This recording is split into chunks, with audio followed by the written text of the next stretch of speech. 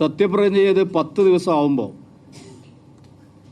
നമ്മുടെ കേരള മുഖ്യമന്ത്രി ബഹുമാനപ്പെട്ട ശ്രീ വി.ഡി. സതീശൻ്റെ മുഖംമൂടി അഴിഞ്ഞ് വീണ് തകർന്നിരിക്കുകയാണ്.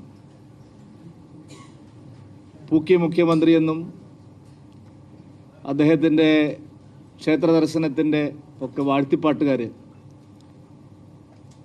ആലോചിക്കേണ്ട ഒരു കാര്യം, അദ്ദേഹം എന്തെല്ലാം കാര്യങ്ങൾ തെരഞ്ഞെടുപ്പിന് മുമ്പ് പറഞ്ഞിട്ടുണ്ടോ അതെല്ലാം അദ്ദേഹം ചങ്ക് തൊടാതെ വിഴുങ്ങാൻ പോവുകയാണ് എന്നുള്ളതിൻ്റെ ഏറ്റവും വലിയ ഉദാഹരണമാണ് മുനമ്പം വിഷയം.